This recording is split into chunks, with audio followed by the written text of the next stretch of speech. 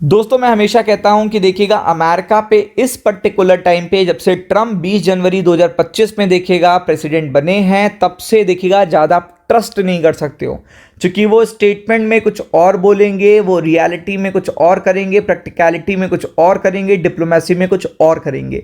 और आपको पता है ये सारी चीज़ें देखिएगा स्टॉक मार्केट के लिए, इंडियन इकोनॉमी के लिए, दोनों के लिए बहुत ही इंपॉर्टेंट है। हैंड टू हैंड देखिएगा चलने की चीज़ है। आपको पता है कि जितना ज़्यादा क्लोज रिलेशनशिप होता है किसी कंट्री से, जितने साल से आप जिससे देखिएगा व्यापार कर रहे हो, ट्रेड कर रहे हो, अगर वो इस तरीके के स्टेटमेंट देने लगे और वो इस तरीके की रियलिटिव देखिएगा एक्शन लेने लगे तो ये स्टॉक मार्केट को भी समझ में आ जाता है कि आगे संबंध कैसे चलने वाले हैं और इकोनॉमी में भी आने लगती है उसकी प्रतिछाया। तो आप देख सकते हैं अमेरिका ने भारत की 2 कंपनियों पर बैन लगा दिया है। अब आप समझ लो बैन करना बड़ी बात हो गई है।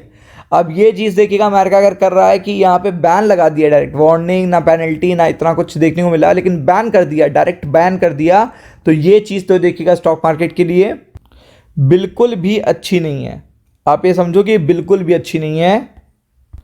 तो अगर आप यहाँ पे देखोगे तो सबसे पहले देखिएगा इन सभी, अब यहाँ पे ये रीज़न नहीं है। अगर आपको कोई ये रीज़न बताता है कि ये रीज़न है कि हम रशियन ऑयल बाय कर रहे हैं, इसलिए हमने पेनल्टी लगाई थी, इसलिए हमने टैक्सेस लगाए थे, इसीलिए हम आपकी कंपनियों को बैन कर रहे हैं, तो ये रीज़न बिल्कुल भी नहीं है। ये सबसे बड़ी बात है कि ये रीज़न नहीं है, क्योंकि आपको पता है कि मैक्सिमम अमेरिका देखिएगा जो टैरिफ लगाता है, पेनल्टी लगाता है, कोई भी चीज़ करता है तो वो रशिया को नाम लेकर ही कहता है कि इंडिया ऐसा कर रहा है, दैट्स वाई देखिएगा हम ऐसा कर रहे हैं। तो ये सब चीज़ें आपको देखने को नहीं मिल रही हैं इन सभी संस्थाओं पर, जहां जो पर व्यक्तियों की देखिएगा अमेरिका में स्थित संपत्तियां फ्रीज कर दी गई हैं। अब आप समझ लो कितनी बड़ी बात है।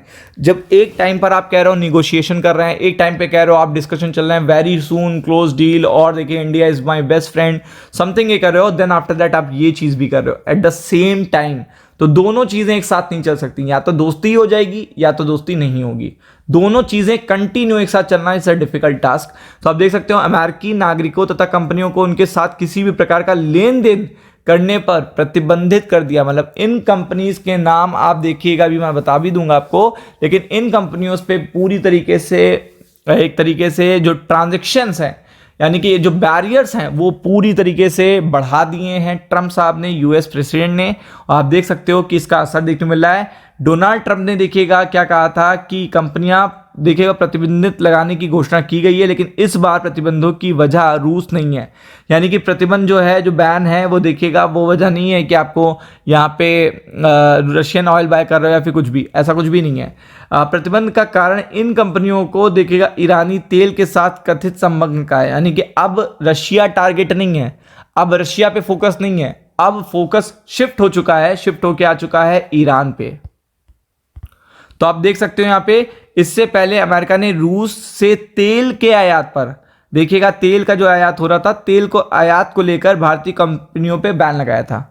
मतलब रशिया अगर आप ऑयल बाय कर रहे हो या फिर देखिएगा उसको बाय करके एक्सपोर्ट कर रहे हो वेस्टर्न कंट्री में, तो इस कारण से देखिएगा उन्होंने बैन लगा दिया था। तो आप समझ सकते हो कि इस बार लेकिन ये रशिया यहाँ पे बिल्कुल कोई दूर दूर तक का संपर्क नहीं है। भारतीय कंपनियों पर बैन लगाया। ट्रम्प प्रशासन ने ईरान के व्यापक शैडो ऑयल नेटवर्क को ध्वस्त करने के उद्देश्य से कड़ी का आर्थिक प्रतिबंध करी। मतलब यहाँ पे टारगेट अब क्या है, ईरान है।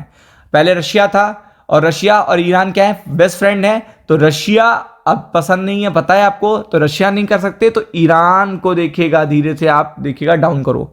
तो आप देख सकते हो शैडो ऑयल नेटवर्क को ध्वस्त करने का उद्देश्य से बड़े आर्थिक प्रतिबंध यहाँ पे देखिएगा नया एक बैन शुरू हो गया है।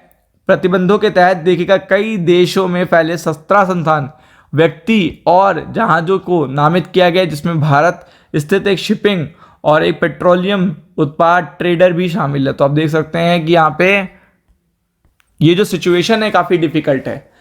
ऑलरेडी पहले देखिएगा कोई चीज़ हुई, देन उसका रिफ्लेक्शन आया है, अब उसका रिफ्लेक्शन और आ सकता है, लेकिन ये चीज़ जो रिफ्लेक्शन है वो देखिएगा बिल्कुल भी अच्छी नहीं है। क्योंकि अमेरिका अगर इस तरीके से बैन करता रहेगा तो डील में भी डिले होगा। यूएस अमेरिका की जो डील है उसमें भी डिले होगा और प्रॉब्लम क्रिएट होगी।